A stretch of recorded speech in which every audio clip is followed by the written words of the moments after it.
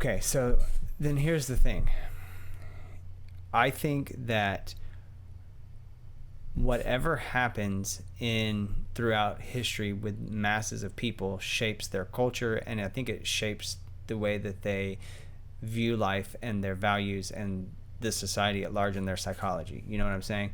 And so if you think about it, a defining point in really the world history, but especially American history, is the Industrial Revolution. That's when school became what school is as of today, right? And that's when we had this big shift. And, you know, we talked about, the question came up, okay, back in the early 1800s, were kids more mature than they are now? Yeah. And, you know, in many ways, it seems like they were, because they had more responsibilities. So what changed that, right? Well, if suddenly I'm thrust into a system that expects me not to go out necessarily and start a family and work by the age of 14, 15, whatever the case may be, but now spreads that out over time so that I can be more of a skilled worker in a factory, right? And I've had time to learn that culture and those processes. Now suddenly, for these masses of people, they are on a different trajectory. You see what I'm saying? Mm-hmm. So now here's an interesting question. Everyone has been saying for the past few years, like, you know, we're going into the next revolution of everything. It's the digital technology revolution, right? So there was like the industrial. I think they call it the fourth industrial revolution. Yeah. Okay. So exactly. So we know that it is coming. It is here. It's been happening. Everybody's aware of it. And now here's a question in regards to what's going on right now in this pandemic, is that now, for the first time in over 100 years, right, school changed. Yeah. The model has been the same. What? It only took a world to economic collapse and a pandemic. Right. So the model's been the same for over 100 years, more or less. And I'm not saying there haven't been innovations and things haven't happened. And I'm not saying that there isn't new things going on in school, because certainly there are. But it's only happened in small scales. Right. And little tidbits here. Right. And the structure has remained the same, right? Mm-hmm. Kids go to school. They spend most of their day away from their parents. They're taught structure and procedures and facts and information, and they have to regurgitate it, and then they're passed through the system, right? So now here we are on the brink of what may be the next change, but this time it wasn't necessarily planned, or maybe it was, I don't know, depending on what kind of a conspiracy theorist you are, but maybe it wasn't planned. And now we're looking like school might be changing again.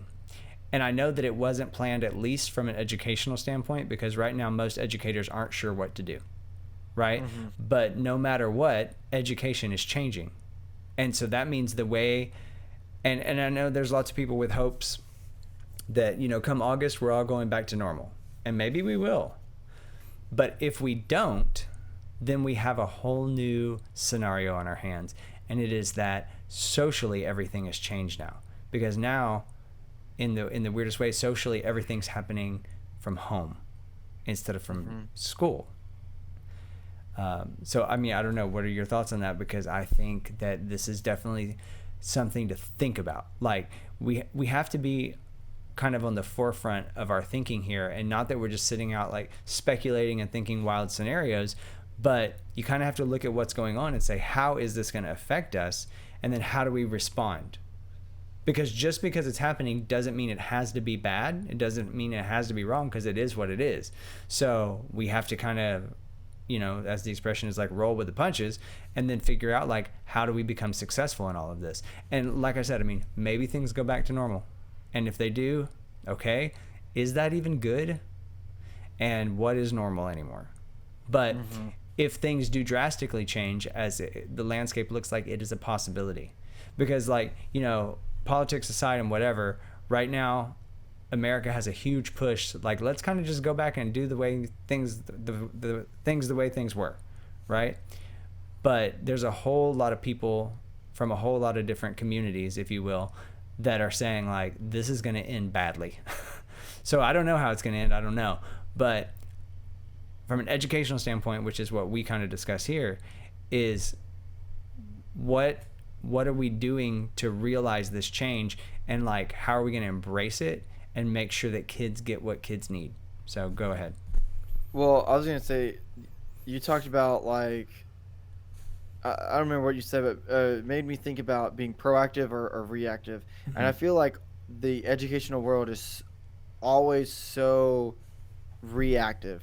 They're always waiting for something to happen first.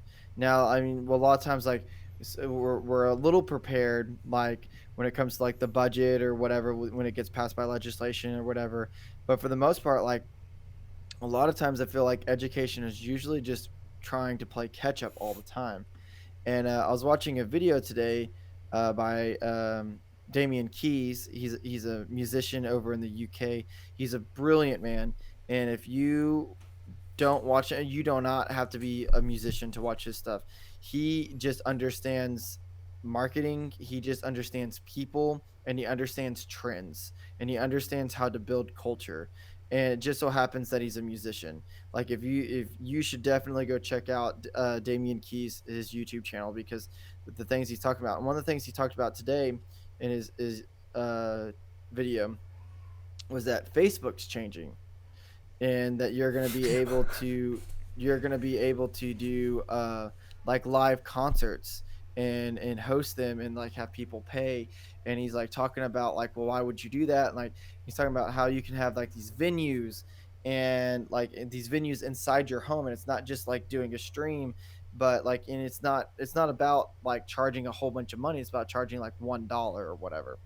And one person did it, and it was a huge success, and 100,000 people attended and to this one live stream of this concert. And then she did it again, and she charged $2, and it was bigger, and she did it again, she charged $3, and got bigger and bigger and bigger. So like that one person made like a lot of money or whatever, but that's not the point. The point is that he said that when the quarantine started, a lot of musicians went to go to try to like figure out how to teach, and they figured out how to like make their own website so that way they could like make a living, because they couldn't make a living anymore. And he said now we have an opportunity to not be reactive but to be proactive, and that if we can figure out this new Facebook and Instagram thing, because Instagram's doing a similar thing with it because Instagram's owned by Facebook, if we can figure out how to do this stuff, then when it goes and it's fully launched in like a few months, then they're going to be just already on it instead of reacting to it. And I say that huge long drawn out thing because I think that's what we have to do with education. I think what we need to do is stop being reactive to it, because I mean, yes, the coup caught us all on off guard. Like no one fully understood what it was going to do, and maybe some people thought that we were going to be out for a week. Maybe some people thought we were going to be out for a few weeks. But I don't think anyone realized that we were going to be out for for the rest of the school year, and definitely maybe not even starting school on time in August, you know? And definitely nobody knows what that means, whatever. So like right now, a lot of us are paying like catch up. Like a lot of teachers are just trying to survive, just trying to make sure they're keeping that engagement and like whatever. And we've talked a lot about that. But now I think it's time to start thinking about how can we be proactive so that way when we start the next year, we are using everything we know, and we're not just trying to survive.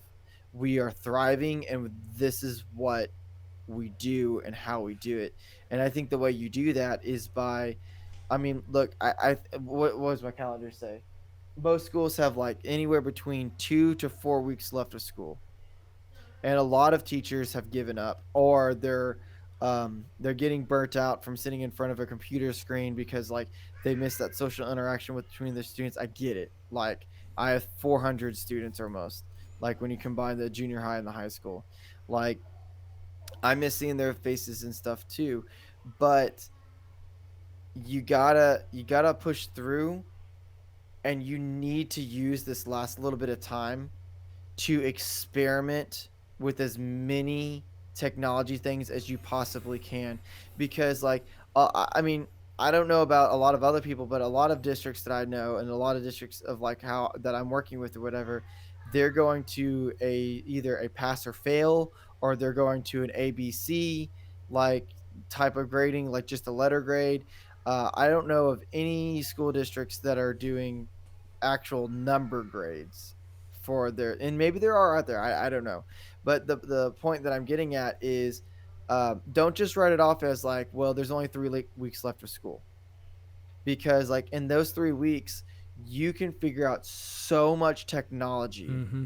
and pioneer it and trial run it right now, so that way when we go into August and August happens and we start virtually, if we start virtually, which we probably will, in my opinion, then that means that you aren't going to be trying to survive. You're going to be already thriving because you already know how to do all this stuff, because you got all the oopsies out right now at the very end. While everyone, why? Because like right now there's forgiveness. You know what I mean? Mm-hmm. Like you do something wrong, Mm-hmm. there's forgiveness to, like, oh, I didn't know how this program worked. I didn't know, like, whatever. But I have a feeling in August, administrators are probably not going to be as forgiving, and I'm sure that they will to an extent, because like that's just how education works. But I have a feeling that they're not going to be as forgiving because you had all this time to figure it out. So like I think that we need to be more proactive when it comes to these things and use our time wisely, so that way when August comes, we're just jumping on the bandwagon, or leading the bandwagon rather than, trying to catch the bus. I what you're saying right now is so important. And like if you talk, most all teachers that I've talked to at this point, because I'm in I'm in a position where I work mostly with teachers, and so I get their feedback and we hear what's going on and that sort of thing. And like most teachers are not extremely concerned about content. They're not extremely concerned about Yeah. the state standards and whatever. I mean, that is a concern, but it is not the concern.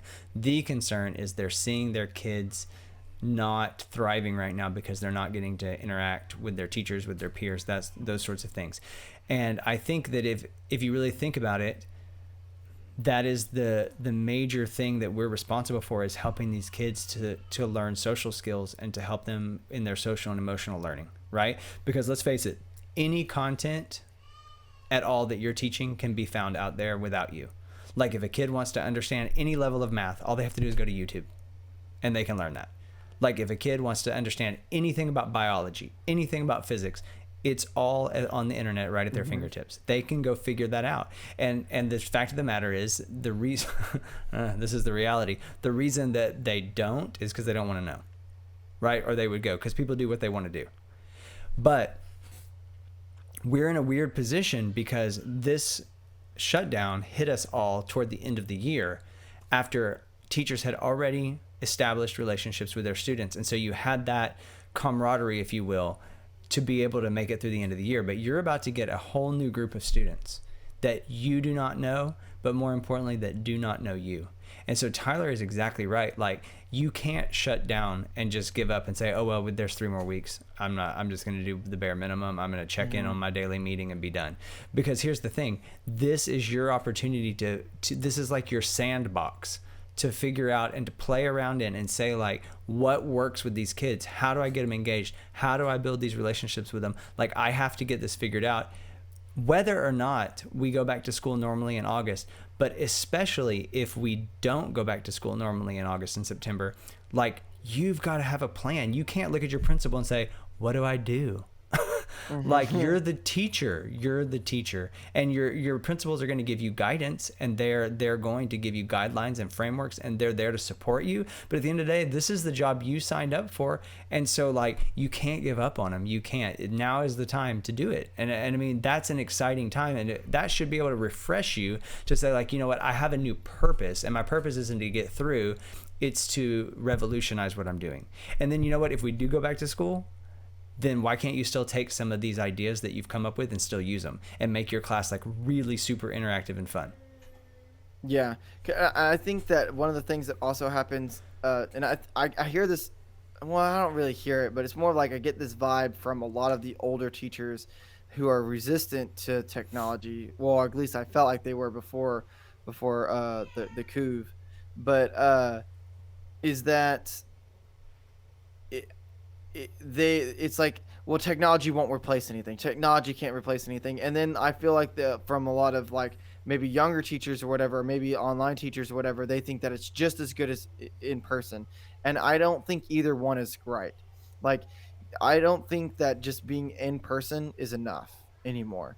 And I don't think doing it all online is the answer either. Like, Mm-hmm. you need to have a balance with it, an understanding of like how much, like not just how much is going to be online, but what's appropriate to be online and what is appropriate to be uh in the classroom face to face. And I think that this pandemic has definitely shown us, because the way you divide it up and you prioritize is, one, you figure out what are you missing right now.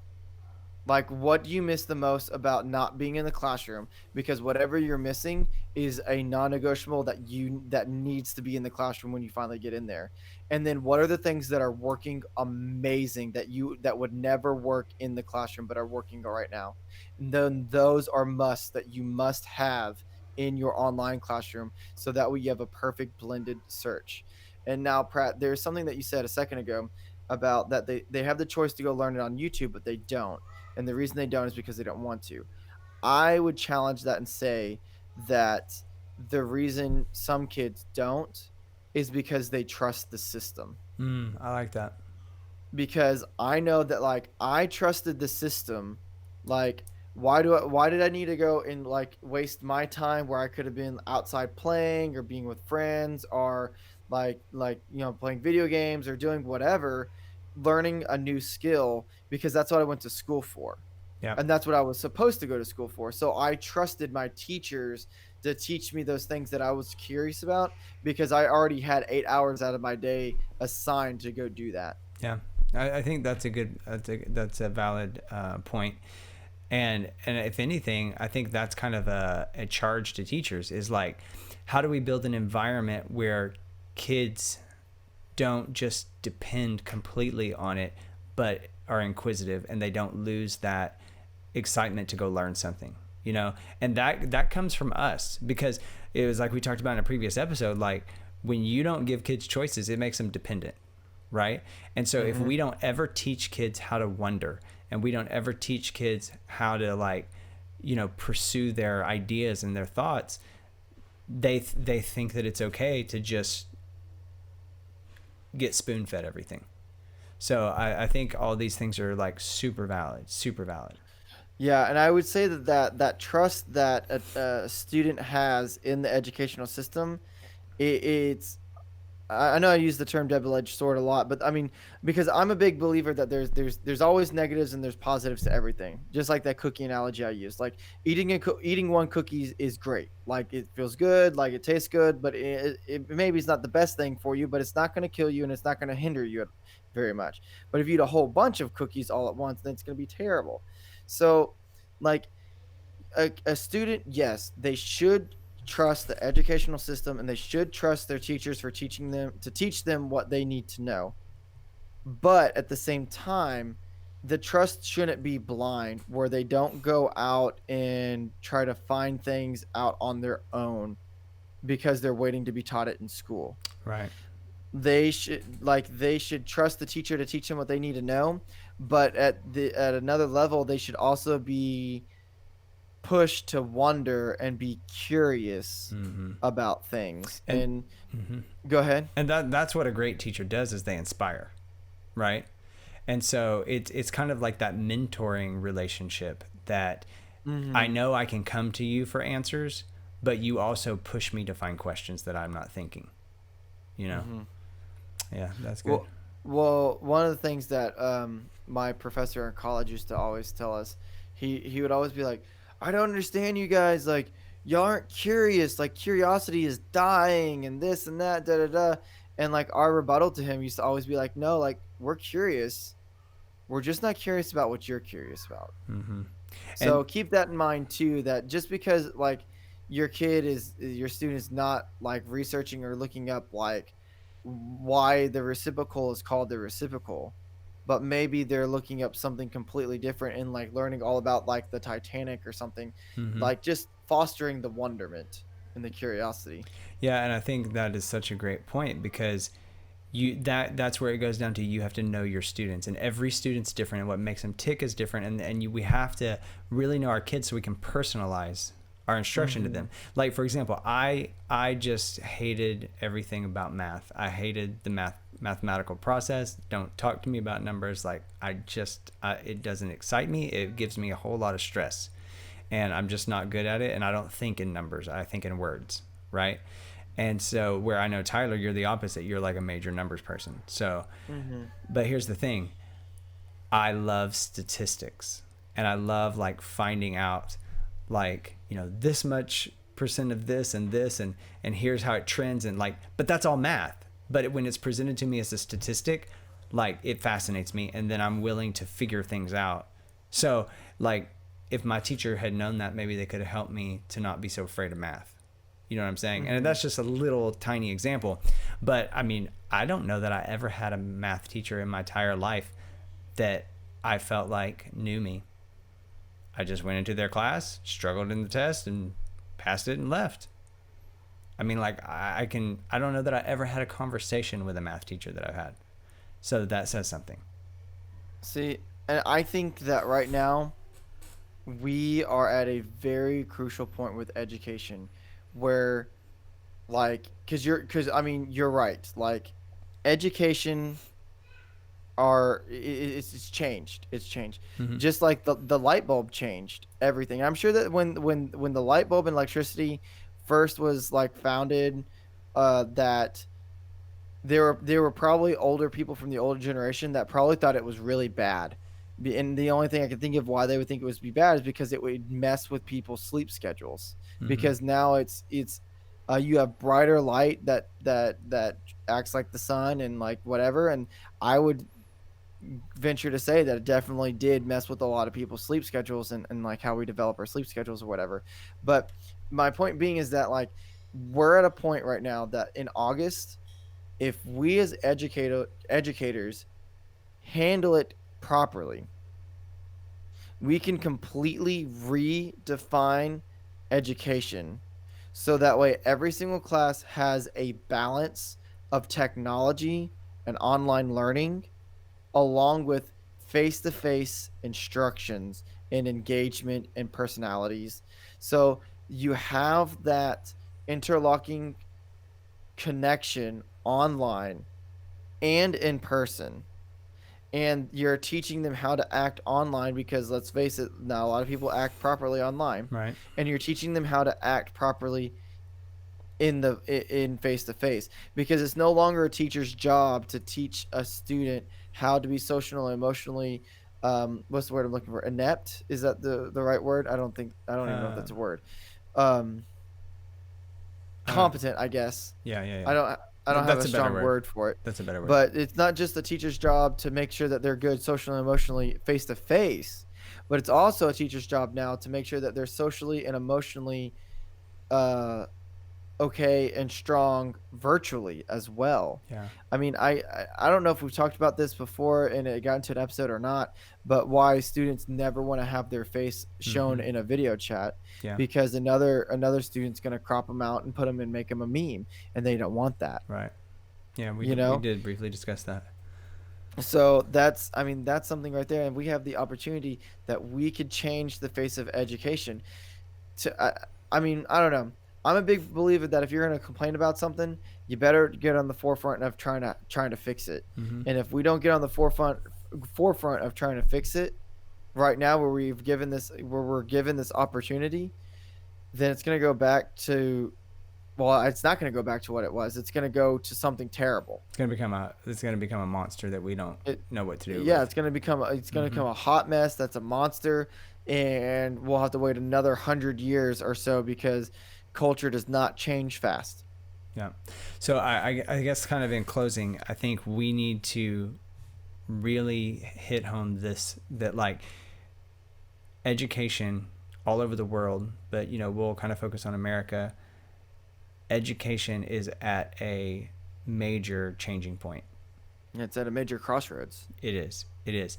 And like educators, we have to respond rightly in this.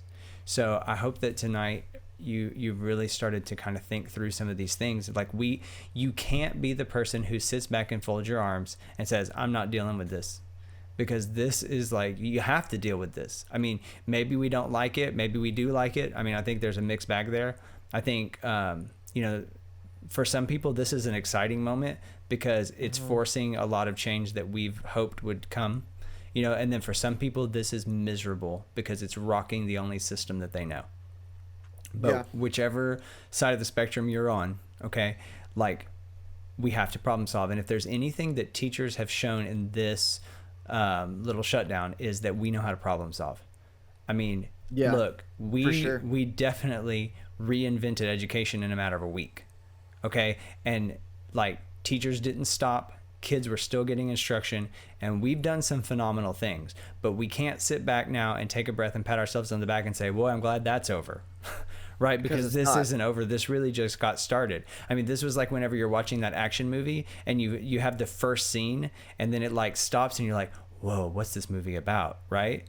That's kind of where we are. Like everybody just took their first deep breath, and now we've got to figure out what the backstory is so that we can move forward. So we have some work ahead of us, which is a good thing. That's what we signed up for. And when you signed up to be a teacher, you signed up to change kids, right? And hopefully that's what your goal is. And so no matter what happens, that's what we've got to stay focused on. So, yeah. And remember, like we're in this together. Like every teacher, not just in Texas, but like in all states, like we are in this together. Like one of the things that we're trying to do here at Teach Bigger is that we're trying to unify. Well, I don't know unify, but we're trying to get a community together of teachers that just want to help other teachers, so that way we're stronger together. Like we can do things if we're all on board trying to do the same thing. And so, go ahead. I hate to say this, but I mean, go ahead, hit that subscribe button if you liked what we talked about. Like that button, and more importantly, like share this, share what you hear, share your ideas, share this video, find other videos, share it with us, share it with others. Like the only way we're gonna build this community, and the only way we're gonna take education back from the bureaucrats and from politicians is if we come together and we form a really strong community and we say this is the way education needs to be and this is the way we're going to do it. And like I think that it's possible. And it starts with you, the listener, coming and banding together with everybody else. So share your ideas with us, share your ideas out there on Twitter, share this video, share other videos with us or out there, like we got to come together. Yeah, that's good stuff. So, if you have an idea, like maybe you say like, gosh, I wish you guys would talk about this, or you have a question or whatever, you can email us at info@teachbigger.com. So info@teachbigger.com. So reach out to us. We'd love to hear back from you. Write a comment in the comments below, and we'll see you next time.